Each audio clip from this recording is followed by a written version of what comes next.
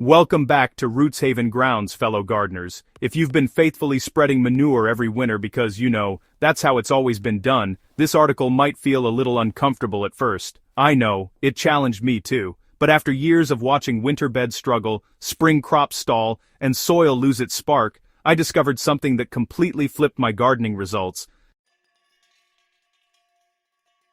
If you've been faithfully spreading manure every winter because, that's how it's always been done, this article might feel a little uncomfortable at first. I know, it challenged me too. But after years of watching winter beds struggle, spring crops stall, and soil lose its spark, I discovered something that completely flipped my gardening results. This January soil trick doesn't rely on manure at all, and it has quietly tripled harvests in my garden while improving soil health long term. Today, I want to walk you through exactly why winter manure often works against us, and what to do instead if you want stronger plants, faster growth, and healthier soil come spring. Let's start with the hard truth. In winter, soil biology slows down dramatically. Microbes, fungi, and beneficial organisms that normally break down manure simply go dormant when temperatures drop. When you add manure during this time, most of its nutrients just sit there, unavailable, unstable, and often vulnerable to being washed away by rain.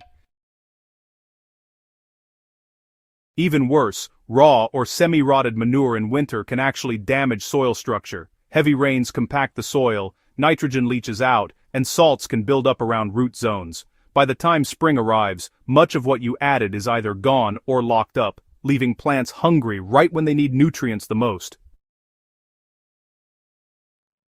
On Rootshaven Grounds, we're all about working with nature, not fighting it, and nature doesn't break down manure efficiently in cold soil. That's the key insight most gardeners miss. January isn't a dead month for the soil, it's a preparation month. While above-ground growth pauses, underground systems are still quietly shaping the success of your next season. This is the perfect time to focus not on feeding plants, but on building soil structure, carbon balance, and microbial habitats.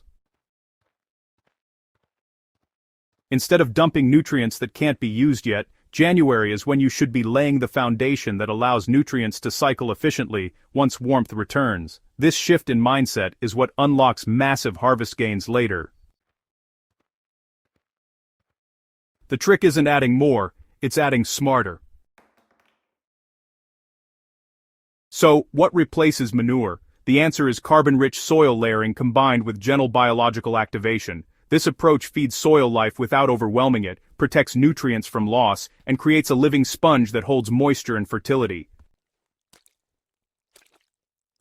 In January, I focus on covering the soil with a breathable organic blanket made from dry leaves, chopped straw, shredded prunings, kitchen scraps buried shallowly, and a thin layer of mature compost if available. The goal is balance, not volume.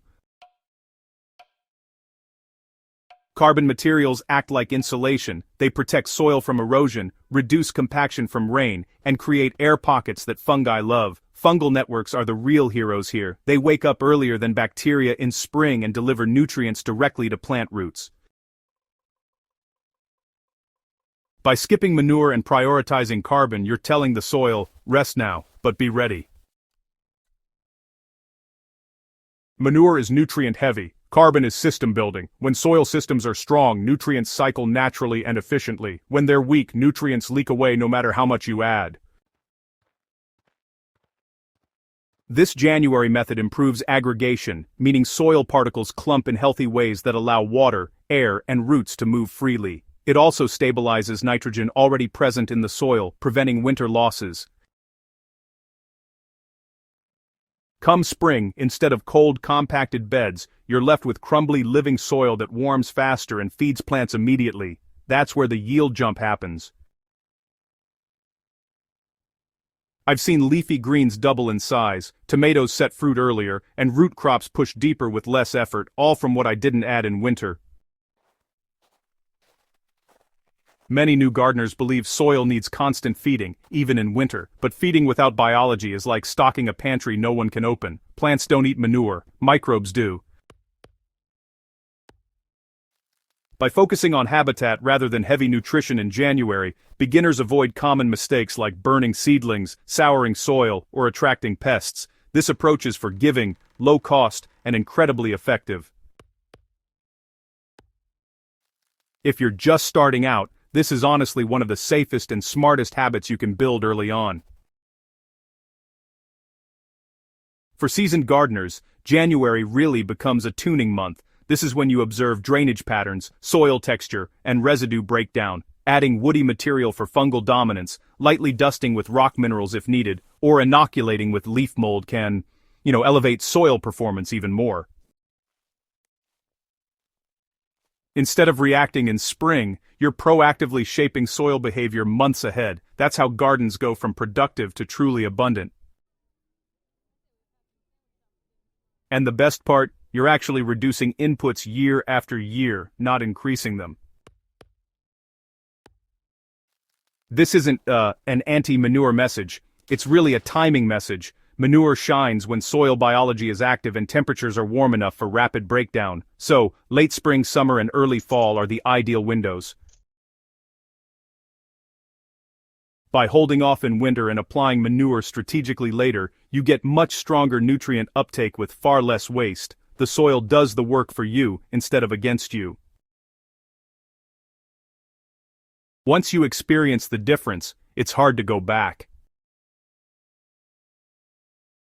Here's where the triple your harvest claim becomes real. Healthy winter soil leads to earlier planting leads to longer growing seasons. Longer seasons mean more succession crops, stronger plants, and higher total yields. It's not magic, it's momentum. January soil prep quietly determines everything that follows. When you stop fighting cold soil with manure and start supporting it with structure, the results compound fast. At Rootshaven Grounds, our philosophy has always been simple: build soil once, reap benefits for years. This January soil trick isn't flashy, but it's powerful. It saves money, reduces labor, and creates gardens that thrive naturally. If you take one thing from this article, let it be this: winter is not for feeding plants, it's for building soil systems.